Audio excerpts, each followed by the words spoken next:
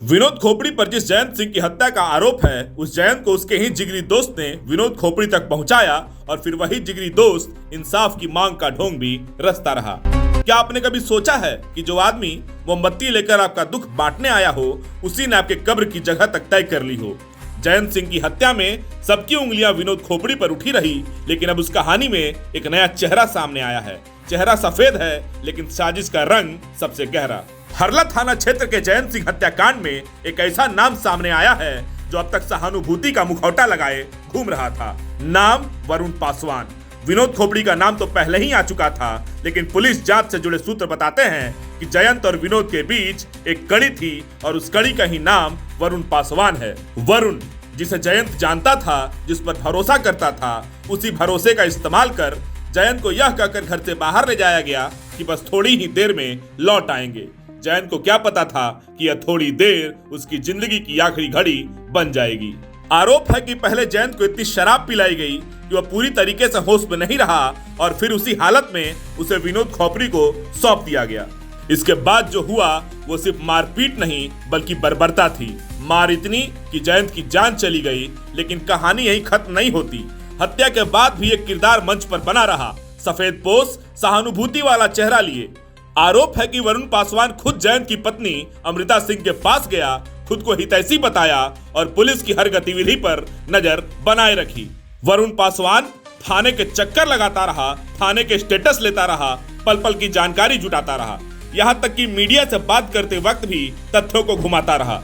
लोकतंत्र 19 चैनल से बातचीत में भी गुमराह करने की कोशिश की गई ताकि शक की सुई कभी उस तक पहुंचे ही नहीं। हाँ हेलो। हेलो जी हेलो। क्या बोलते हैं, गिरफ्तारी हुई है कि नहीं हुई है? अभी तक तो हम लोग भी सोशल मीडिया के माध्यम से देख रहे हैं कि गिरफ्तारी हुई है, लेकिन कोई हम लोग को बताया नहीं है। हाँ, एसपी का कहना है कि नहीं हुई है। तो नहीं जानकारी है, लेकिन मान लीजिए नहीं हुई है। अब तो उनके वाइफ के आईडी से डाला हुआ है, उनका वाइफ का वीडियो डाला हुआ है सोशल मीडिया पर। क्या हम लोग भी तो वही देखे हैं। अभी तक एसपी साहब से हम लोग को नहीं भेंट हुआ है, ना बात हुआ है। जी कहाँ है आप अभी? लोग बात करके क्या बोले कि नहीं अरेस्ट हुआ है? नहीं बोला, कोई ऐसी कोई जानकारी नहीं, जानकारी होगी तो बता दीजिए। अच्छा ठीक ठीक। हम लोग अभी डीसी ऑफिस पे हैं। हमको थोड़ा डिटेल चाहिए था इस खबर का, क्या है कैसे है। जी जी पूछिए, क्या बताएं। ये आप लोग को क्यों ऐसा लगता है कि ये गिरफ्तारी विनोद खोपड़ी के द्वारा कराई, मतलब ये जो अपहरण हुआ है जी जी जी वो विनोद खोपड़ी किया है या वो करवाया है? जस्ट इसके 2 दिन पहले ही मतलब एक फोन कॉल करके वही सब बात बोल रहा था कि हमारे लड़के तुम्हारे घर पे गए हैं, तुम आ जाओ, नहीं तो हम तुमको लेके आएंगे। ठीक है, वो रिकॉर्डिंग उनके वाइफ के पास पड़ा हुआ है।